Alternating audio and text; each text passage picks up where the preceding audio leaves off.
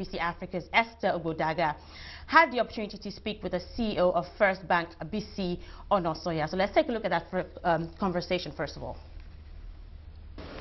Thank you, Mr. Onasanya, for joining us on this interview. You attended the session that had the president talking about how we can unlock job-creating growth. Tell us what the key takeaways were for you. I think for once I see evidence that we are ready to deal with those issues. Oftentimes we speak so many times about what to be done. We seem to know what to be done. But listening to the president today and listening to the audience and the government officials that were around, I believe something has changed. Whatever has caused the change, I don't know.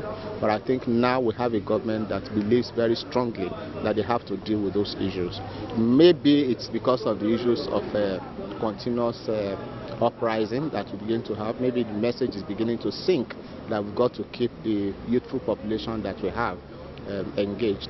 But I believe this time around I have seen a government and the president that believes truly that something has to be done. And I think we should give them a chance to see what gets done this time around. How are financial institutions on the African continent supporting all-inclusive growth? First and foremost, we don't have a choice as a nation now other than to deal with the issues of inclusive growth.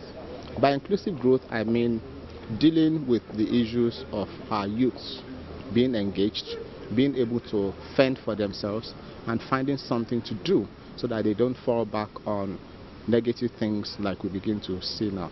So when you therefore talk about inclusive growth, it simply means, from my own interpretation, what are we doing to bring them into the economic bracket?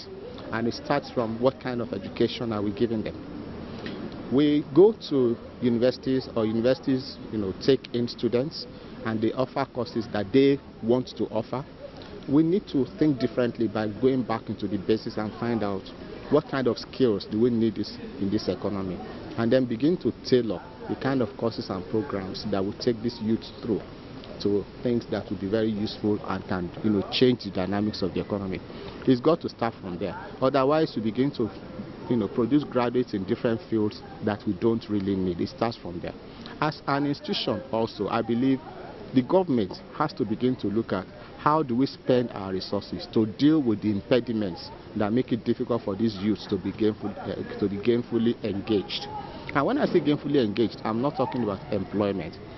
Luckily for us, we have a generation of youths today that are very creative, very entrepreneurial. Not many of them really want to do white-collar jobs.